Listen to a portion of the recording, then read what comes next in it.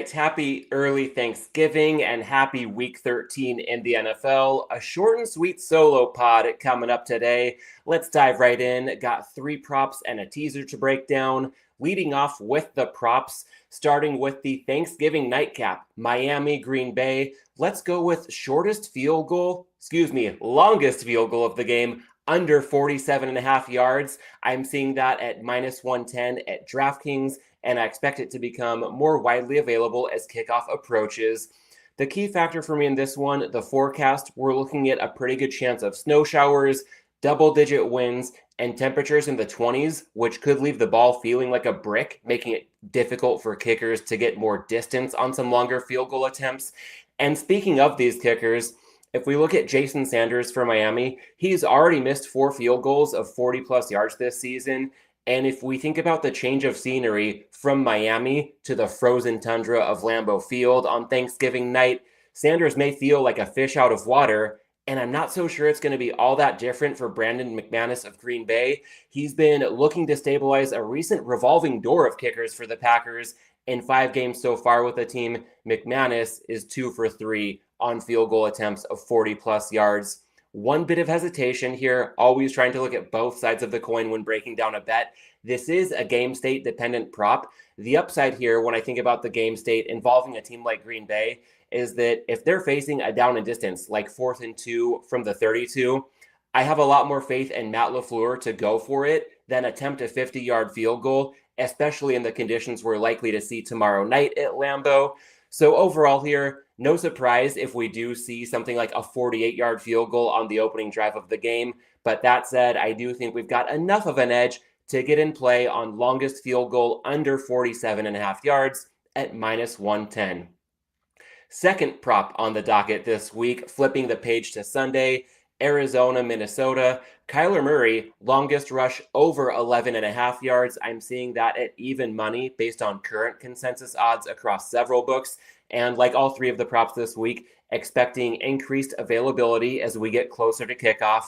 As far as the handicap goes for this one, I'm sensing a parallel to a prop I broke down back in week 1 for this show, Malik Neighbors' longest reception over in Giants-Vikings.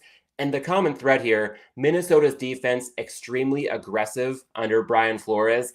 That can wreak havoc, but it can also result in more explosive plays than we'd see from a typical defensive scheme.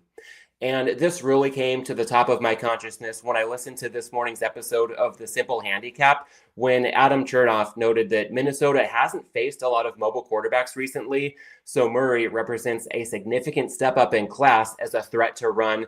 And my takeaway there was that if Flores and that defense remain aggressive, then Murray has what it takes to fight fire with fire.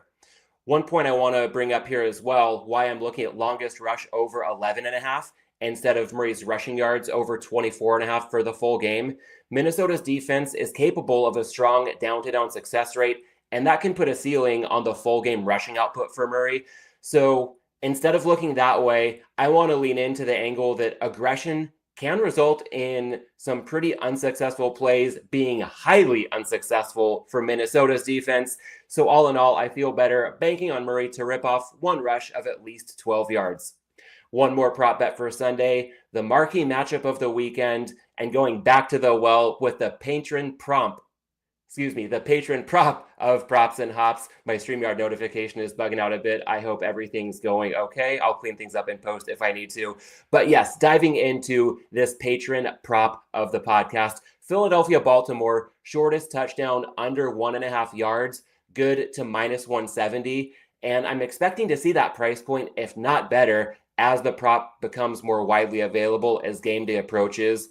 No surprise to regular listeners here, one thing that catches my attention, highest total on the board of 51 for this matchup. More points bodes well for the prospects of more touchdowns, and more touchdowns bodes well for the prospects of at least one 1-yard touchdown. And looking at the matchup with these two teams, we've got dual threat ground games behind stout offensive lines for both the Eagles and the Ravens when it comes to any short yardage situations near the goal line. And I feel especially optimistic about Philadelphia if the Eagles turn to that brotherly shove. So that's 3 props in the books. Got a teaser in play as well. And this week, going to look at a 6.5 point 2-team teaser, good at minus 130 or better. And the first leg is going to take us back to that Thanksgiving nightcap. Green Bay plus 3.5 hosting Miami. In a sense, this is breaking that golden rule against teasing through zero. But when I look at the point spread of Packers -3, it's currently shaded heavily toward 3.5, circa showing -3, -120 for Green Bay. Bookmaker, another market maker, showing Green Bay -3 at -122. So essentially, teasing Green Bay to plus 3.5 is kind of like getting 7 points for the price of 6.5, while we're crossing through that all important number of 3, not once, but twice.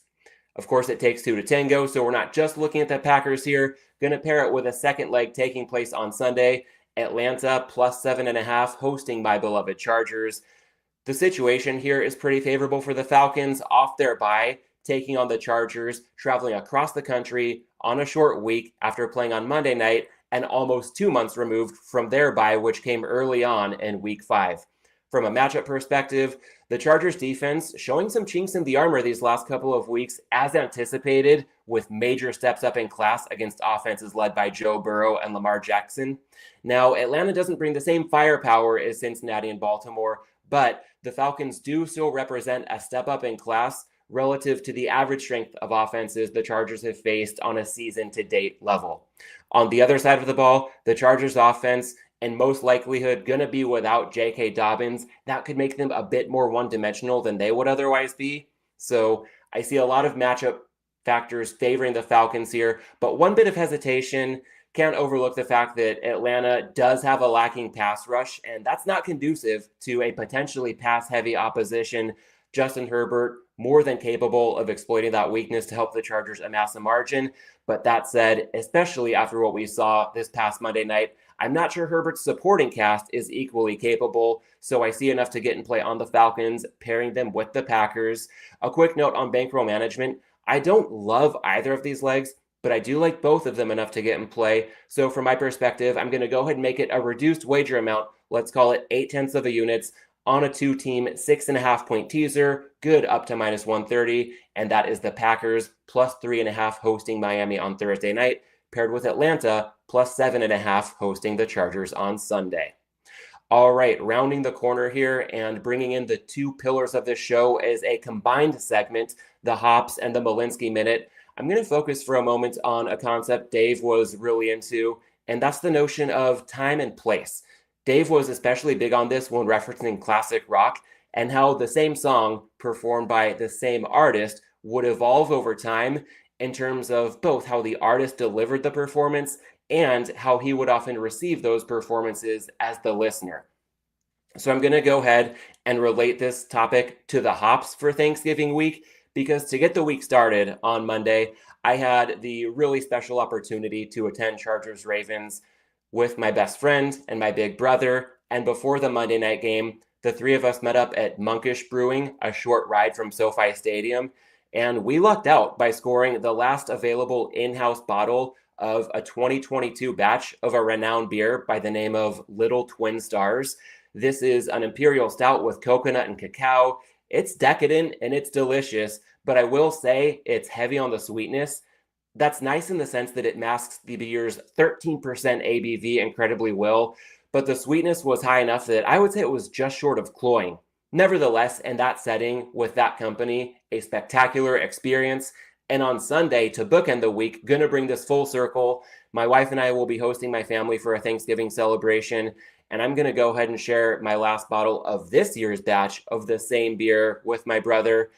And speaking of the 2024 version of Little Twin Stars, this one aged in Buffalo Trace and Willet bourbon barrels, and that barrel character adds a key nuance that cuts through the sweetness of the 22 version, making for a much more balanced beer. And for good measure, to make Dave proud, gonna plan to enjoy this with a nice dessert for a proper food and beer pairing.